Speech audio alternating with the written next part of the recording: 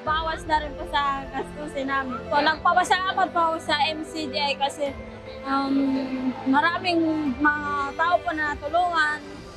Marami pong nangangailangan ng gamot din po. Kaya nagpapasalamat po ako dahil sila po yung ginamit ni Lord para yung mga tao, maibahagi po yung mga pangangailangan nila.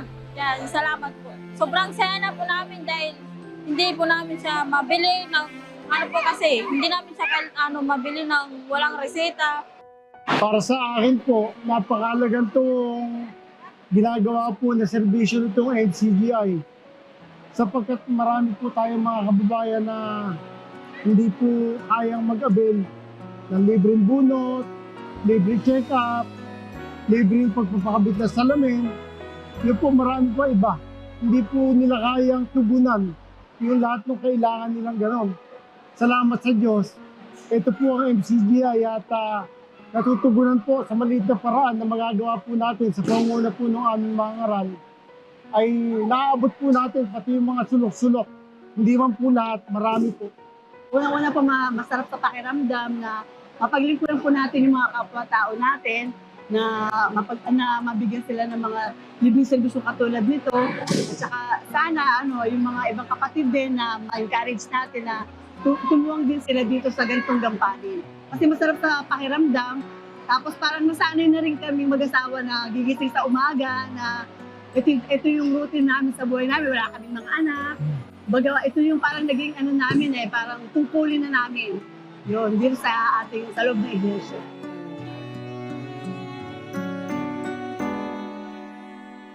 Kaya po mga kapatid, tuloy natin ang ating pagpapahayag ng atin pong paggawa noong kalooban ng Diyos na sama-sama bilang isang bayan ng Diyos.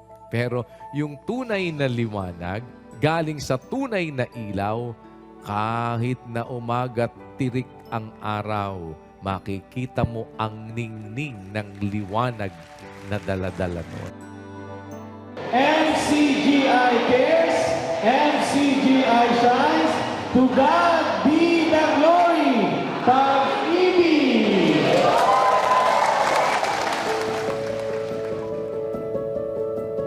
Habang tayo may pagkakataon, magsigawa tayo ng gawain ng pantas, lalo na sa mga kasangbahay sa pananampalataya.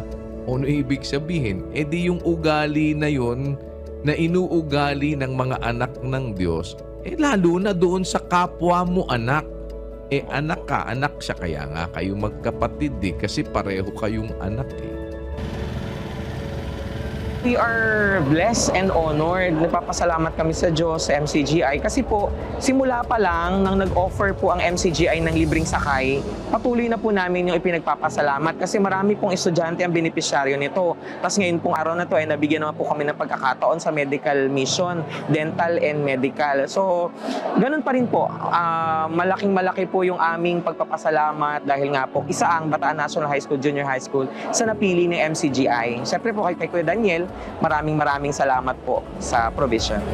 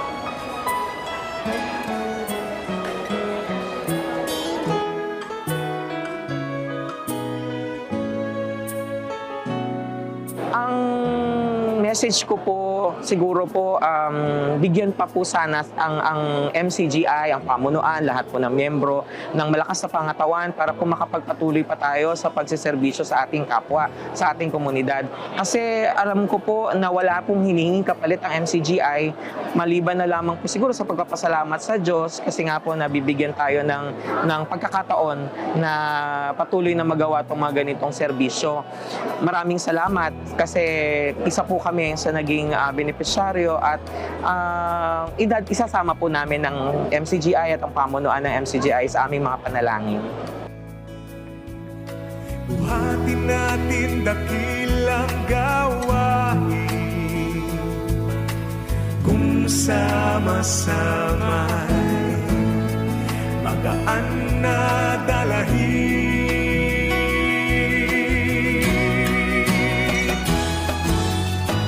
Kapatirang pagkaganda-ganda, malasakit ay walang kapara.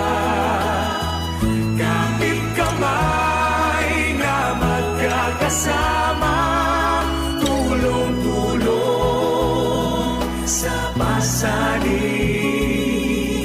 dala.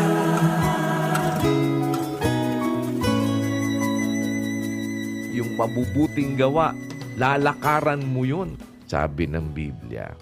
Samantalang tayo'y may pagkakataon, magsigawa tayo ng mabuti. Ngayon, kailangan masanay mo yun. Dahil ang sabi ni Pablo kay Timoteo, ang tao ng Diyos sa 3:17, upang maging sakdal, tinuro ang lubos sa lahat ng mga gawang mabuti. Para matest ko ngayon, tinuturuan kita ng paggawa ng mabuti. Para matest ko kung ikaw ba'y natututo ng paggawa ng mabuti, I will give you the opportunity to compute